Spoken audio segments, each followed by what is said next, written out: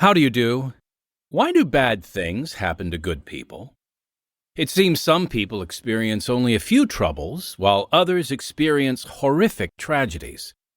Does God play a part in all this? And if so, why doesn't He stop evil from happening? This opens the door to other deep questions like, what exactly is the point of living? And what is our purpose in life? The man in our story struggled with those questions until his heart and mind and very life were unshackled.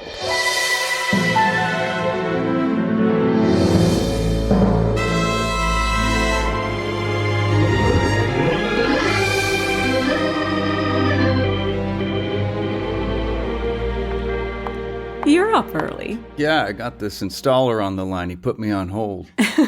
You haven't even dressed yet. Put some clothes on. I will, once I finish with this call.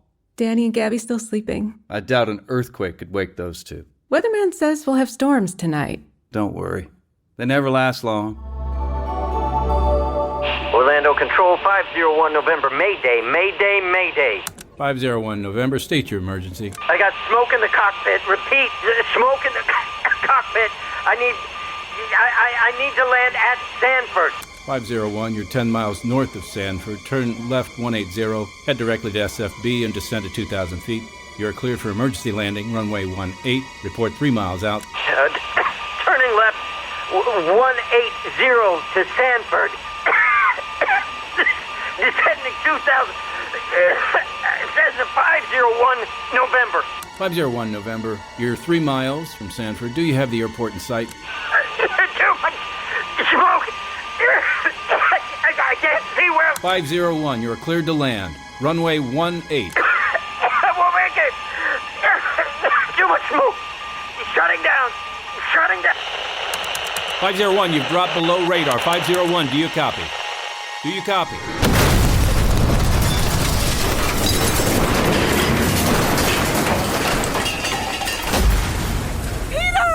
What's happening?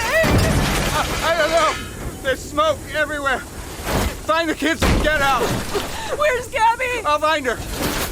Danny, grab my hand. Danny, follow your mom out to the front yard. Danny, come on. Gabby? Gabby, where are you, baby? Gabby! Gabby! Daddy's here to get you, darling. Gabby! Oh, God! Help us!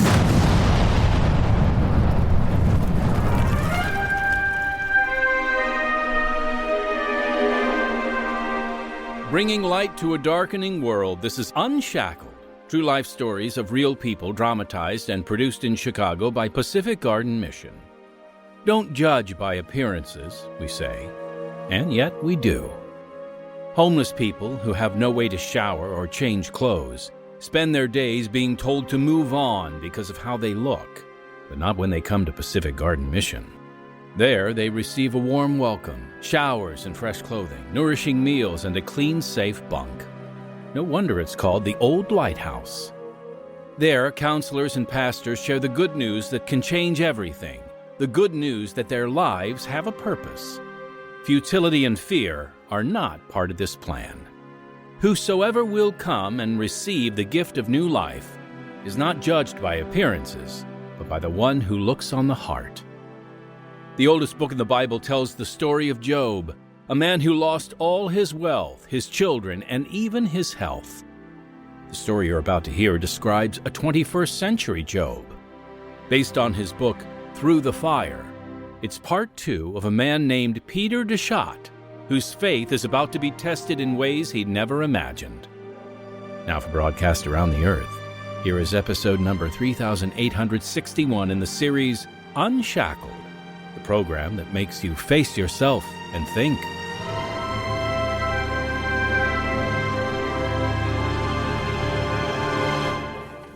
Where's my son? Well, now he's been life-flighted to Cincinnati Children's Hospital, ma'am. Why? I need to be with him. Your son has burns over most of his body. CCH has the best pediatric burn unit in the country. Oh, God. Please help him.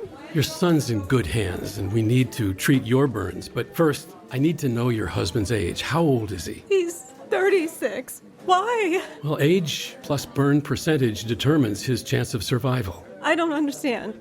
Why are you telling me this? The fuel in that plane that crashed into your house burned at 1,400 degrees. Your husband was exposed to those flames longer than the rest of you. And almost his entire body has second and third degree burns, which means the probability of your husband surviving is almost impossible. We're doing our best, but I'm sorry. He probably won't make it.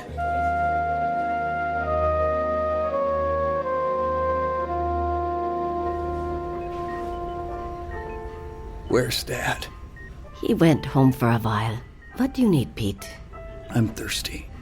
Here, try some ice chips. Seems strange to hear Christmas music. You've been in a coma for 5 months. The nurses kept calling you Lazarus. Why? I suppose it was because you came back from the dead. How bad was I burned? Dad never wants to tell me. You're alive. That's all that matters. Where's Millie? She's in Ohio with Daniel. He's still in the hospital. They're taking good care of him. I miss Gabby. I miss my little girl. We all do, Pete. It's hard to imagine life without her. I tried to find her. I kept hearing her cry. I wanted to save her. But the fire was so loud and the smoke was so thick. No one could have tried harder than you did. It's not your fault. It sounded like a bomb exploding. It was a plane. A small plane hit your house and your neighbors. Something went wrong and the pilot couldn't reach the airport. Was anyone else killed? Let's talk about that later. Mom, I need to know. Both people on the plane, your neighbor and her baby, they were all killed, along with our precious Gabby. Oh, God. Why didn't you take me instead? I ask why this happened every day. But you're alive, Pete. You have lots of surgeries ahead of you, but you're strong. I know you'll make it. Where's my Bible? I need my Bible. Oh, Pete. It's gone. Everything in your house is gone. Please bring me a new one. I need you to read it to me.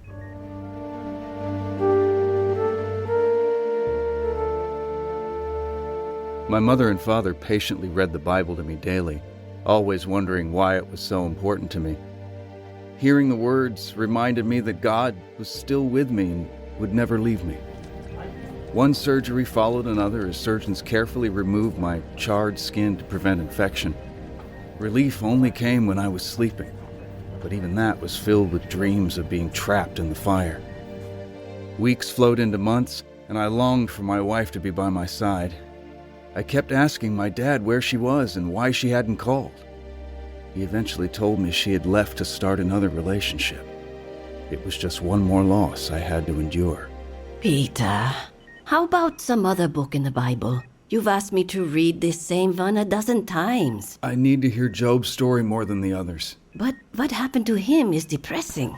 Most of this doesn't even make sense to me. Please, start from the beginning. Then Job arose and rent his mantle. You told me that means tore his robe. And he shaved his head and fell down upon the ground and worshipped. That part makes no sense to me. If it were me, I'd be shaking my fist at God. Keep reading. Naked came I out of my mother's womb, and naked shall I return. And he says, The Lord gave, and the Lord has taken away. Blessed be the name of the Lord. Peter, how could he still bless God after losing all his children? Because he knows he will see them again in heaven. But that doesn't erase the pain of how they died or losing them. No, it doesn't. And God never told Job why he let him suffer. No, he just gave him the strength to go through it. Peter, that fire made you legally blind. The doctors aren't sure if you'll ever walk again. You barely weigh 95 pounds now and have months of surgery and therapy ahead of you. How can you still love God after all you've been through? Because he first loved me. Please, keep reading. This is the last time I'm reading the book of Job. I'll buy you an audio version so you can listen to it 24/7. What's the next verse? Verse 22. In all this, Job sinned not.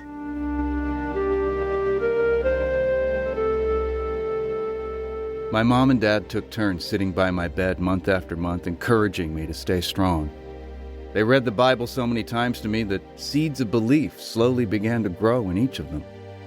Eventually, my mother gave her heart to Jesus, and the peace that came into her life brought tears to my damaged eyes. My father and I began discussing what it meant to follow Jesus, and he received God's forgiveness too. 9 months after the fire, I began rehab. The pain from my surgeries seemed mild compared to what I was about to experience.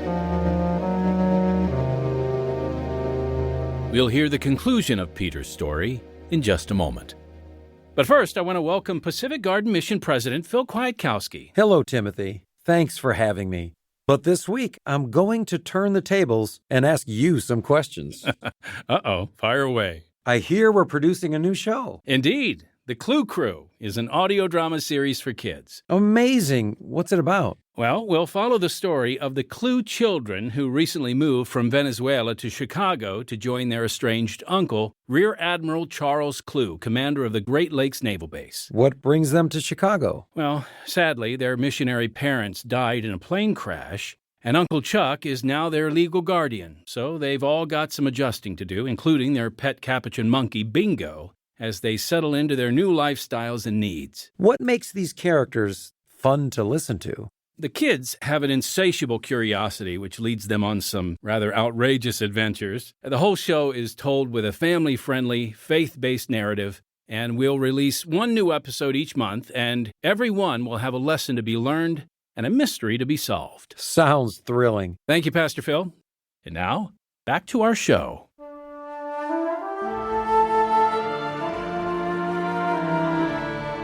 Come on, Pete. Just one more step. You can do it. I'll be right behind you. Good. That was 3 steps further than yesterday. You can sit down now and rest for a moment. You would make an excellent drill sergeant, you know that? No pain, no gain, mister. The only easy day was yesterday. Hoorah! We need to keep stretching these tight tendons. Let's work on your arm strength for a while. Give me 10 reps, and you can steal a sticker from the kids' treasure chest. I prefer the lollipops. Sorry, I ate the last one. All that's left are Winnie the Pooh stickers. Have you any Phineas and Ferb stickers? Never heard of them. 8, 9. Come on. One more. 10. Good job. You're making progress. Thanks. Thanks for pushing me. You pushed yourself. All I did was give you a nudge. Is that what that was? You did the hard work. Hey, I hear you're leaving us soon. I'm moving into my mom's house, back in Virginia. If I were you, I wouldn't tell your lady friends that you live in your mom's basement. What woman would ever want me? Peter, look at me. How can I? I'm almost blind, remember? You know where my voice is coming from. Look at me and listen to me very carefully. Yes, drill sergeant. It's not what's on the outside that makes a man special. It's what's on the inside. And with your personality, no one will see the scars. Kindness, love, and courage are the things most women want. You hear me? Yes, ma'am. There's someone special out there waiting for you. You just haven't met her yet. After 5 months of inpatient rehab, I moved to Virginia to begin nearly a year of outpatient rehab. I was unable to walk, bathe, feed myself, or dress my open wounds. I depended on my mom for everything. Even though my best friend Tim lived 90 minutes away, he invited me to his church. He drove 6 hours every Sunday so I could attend church both morning and evening. The Bible teaching at that church was phenomenal, and the pastor met regularly with people trying to understand God's will for their lives. So what's wrong with getting married again? You said that's what God's been whispering to you. Pastor, you don't understand. I don't want to get married again. But you just told me that you believe God is preparing you to meet someone. Yes, but I don't want that. I'm a single homeschooling mom with 3 kids, and I don't need anyone else to take care of. I'm just not interested in getting married again. But you think God is preparing you for... Yes, but I don't need to be married to be happy. Well, who are you trying to convince, Judy? You or God? God, I suppose. Well, Judy, if God is sending someone your way and you ignore his prompting, you're going to miss out on whatever blessing he's prepared to give you. Does that make any sense? I guess so. Keep praying and trust God to show you the way. Tim and I arrived late to our Sunday school class one Sunday, and the discussion had already begun. Suddenly, I heard this angelic voice answering a question that had just been asked. Like I tell my children, the mitigating circumstances have not changed. Without even thinking, I blurted out, "You talk to your children like that?" Which got a big laugh out of the class. Well, it's proven that whatever vocabulary you use at home is what your children will use later in life. This brought a new round of laughter from the class, but all the while I was thinking to myself, I have to meet this woman. But in a church of 500 people, a blind guy doesn't walk around looking for someone who sounds like an angel. After the church service, Tim led me towards the lobby, and once again I heard that sweet voice. She called out to me and started sharing about her cousin, who was burned at a very young age. You have keloids on your arms and large scabs like she did. I imagine the surgical debridement been tough on you. Your cousin's experience must have taught you a lot about burn recovery. I wrote a paper about burn victims in college, their struggle with self-image trauma, and the scars they carry in their hearts. I'm impressed that you know so much. Do you mind if I ask you a question? Ask me anything you want. Why do you squirm around so much? I thought I was witnessing an invasion of the body snatchers in church. You couldn't sit still and were so fidgety. My skin is regrowing under my old burn scars. It makes my entire body itch. That's gotta be so painful. It is, but hearing your voice makes me not notice it so much. I believe God will heal you. I do too. It was nice to meet you. You too. My story about surviving the plane crash quickly became known to everyone in the church. And whenever I had another surgery, my mom's kitchen was filled with gifts of homemade meals. I was slowly regaining the 75 pounds I'd lost when I was in my medically induced coma. My new church friends often asked how my recovery was going, and some would stop and pray for me. Our pastor continued to counsel people searching for direction from God. Pastor, do you have a minute? Hey, Judy. Sure, grab a chair.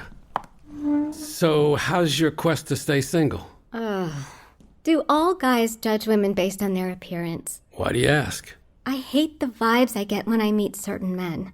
I wish they were all like Peter. Who? That new guy, the one who's legally blind. So why do you wish more guys were like him? When he looks in my direction, he says he can only see the shadows where my eyes are. Everything's just blurry shades of gray to him. He's never checking out my body. He doesn't know if I'm tall or short, fat or skinny. He's incapable of judging me on how I look. He treats me like I have value for just, who I am. He's always telling me silly jokes and how smart I am, and why are you looking at me that way? Well, hey, I didn't say anything. Then why are you smiling like... No way.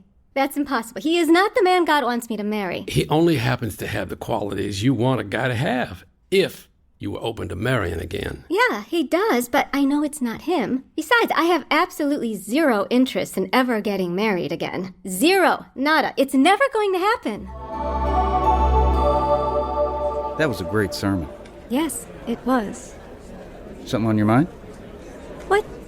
What makes a woman beautiful to you? That's easy. It's what's on the inside. The outside's just a shell. I've met many beautiful shells in my life, but I was always disappointed when I found the inside was empty. Empty of what? Compassion, grace, humility. You probably should know. I have 3 children. That's nice. They're homeschooled, so they're with me all day, every day. That's very selfless of you. They're blessed to have a mom like you. Why are you telling me this? I'm a single mom and I'm old. You sound like you're 26. That was a long time ago. Does that get me any brownie points? Well, absolutely, lots of brownie points. Oh no! Oh, I forgot to pick up my kids. Oh, sorry. I have to go. Bye, Peter. But wait, I don't know your name. It's Judy. Judy and I started dating soon afterward. but either she picked me up or my dad drove me there because of my visual impairment. Nothing is more embarrassing than having your parents drive you to your date, but somehow we made it work. My favorite memory of dating Judy was when we sat in a corner of a bookstore and talked for hours about everything. My love for this woman grew so strong that I wanted to marry her as soon as possible. Unfortunately, she had a different date in mind. I still think we should wait another year. But we've been dating for over 6 months. I need more time. What are you scared of? Is it my handicap? Pete, you know your blindness has nothing to do with it. Then what's holding you back? I'm afraid. Of what? Afraid of you growing tired of me. I'm not your ex. No, you're nothing like him.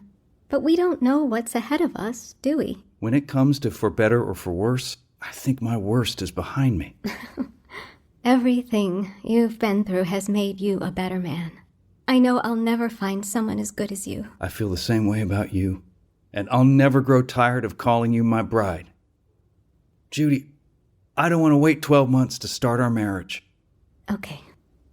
You need to ask permission from our pastor first, and then my dad. And if both of them give me their blessing? Then we'll pick our wedding date.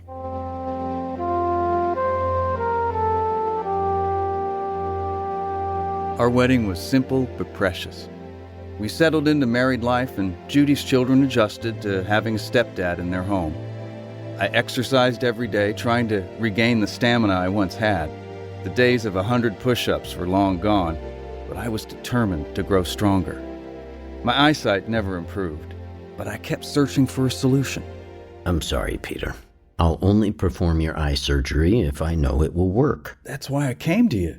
You're the best eye surgeon in the country, and Johns Hopkins is the best eye center in the world. As I told you before, corneal transplants after severe burn damage are highly complicated, with very little chance of success. Because of the fire, I've never seen my wife's face. Only blurred images. I want my eyesight back, and you're my only option. You'll need to have multiple surgeries before we even try the transplants.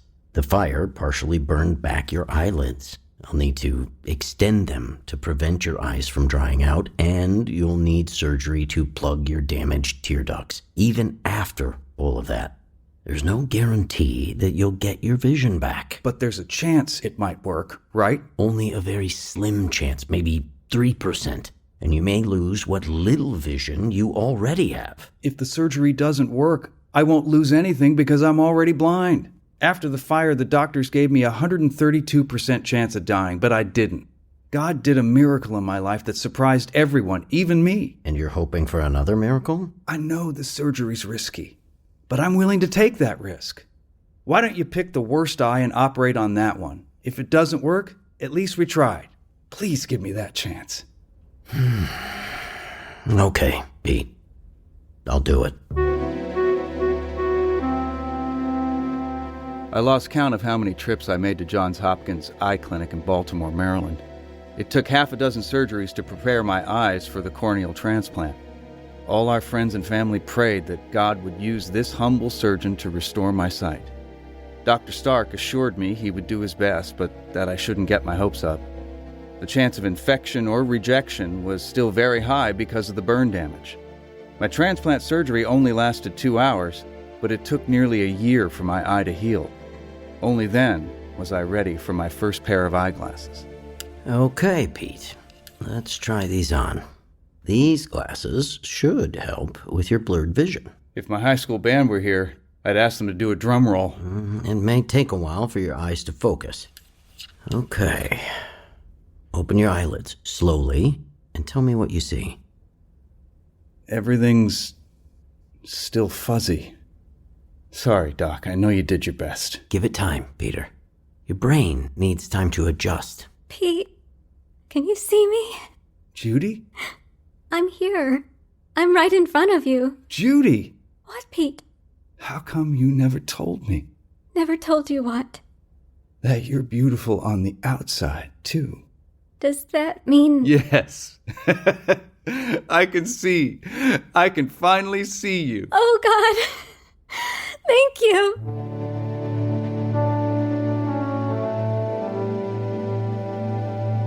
When Job's trial ended, God restored his health and gave him twice the wealth he had before. And God gave him even more children. Job knew that the children who died were waiting for him in heaven. I know I'll see my daughter again one day. I may not have Job's wealth or perfect health, but Judy and I have a new daughter named Rebecca. Her name means strength and resilience. A daily reminder of what God gives to those who trust in him. Like Peter and Judy, you may wonder why God allows hardships and losses in your life. When those dark nights of the soul come, we long for answers and often wonder where God is. Psalm 34 reminds us that God is close to the brokenhearted and willing to save those who feel crushed by sin or loss. Listening friend, do you have a relationship with the God of the Bible? You can start one right now. Whatever you've done, no matter where you are, it will be the most important decision you'll ever make. If you need help with this, we encourage you to call 1-888-NEED-HIM. Pacific Garden Mission desires to meet the holistic needs of each individual. If you are homeless and need help getting back on your feet, you're welcome to come to Pacific Garden Mission, 1458 South Canal Street, Chicago, Illinois, 60607. Or give us a call at 312-492-9410. For Unshackled-related items, our email address is unshackled@pgm.org. Visit our website to learn more about this ministry, unshackled.org.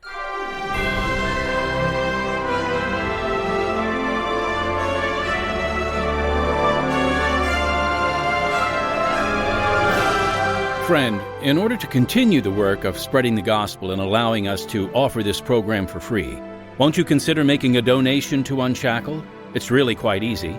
All you need to do is visit our website at unshackled.org and then click on the donate button. Or you can always write a check to Unshackled and mail it to 1458 South Canal Street, Chicago, Illinois, 60607. Did you know Unshackled is now offering new programming? That's right.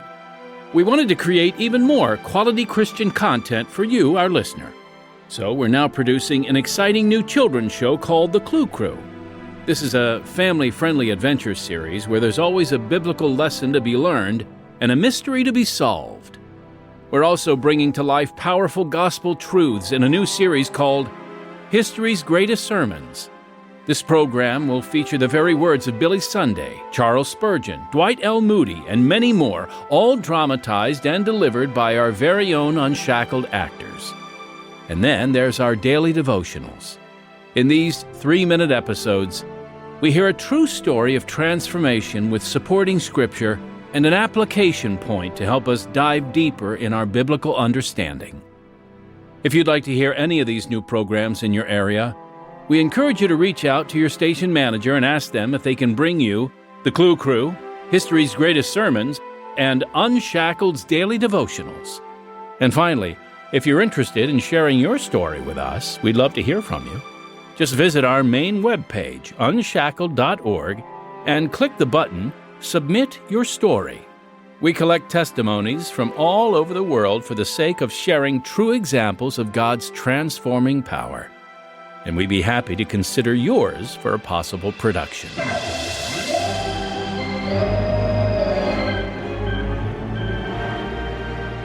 This is program number 3861. Heard in the true story of Peter DeChat, Part 2, were Jeff Parker, Chuck McLennan, Sherilyn Galimo, Michael Wallner, and Anna Maria Alvarez. Original music, Don Badorf. Sound effects, Michael Wallner. Audio engineer, David Pierczynski. Script, Scott Kirk. Unshackled is produced by Pacific Garden Mission to show through true stories that if your life is empty, it can be filled to overflowing. Please write today or reach out to us on social media. Connecting with you means a great deal to us. You can find us on Facebook, X, Instagram, and YouTube at Unshackled PGM. So until next time, unless our Lord returns before then, I'm Timothy Gregory reminding you that the doors to Pacific Garden Mission are open night and day. Thanks for listening, and may God bless you.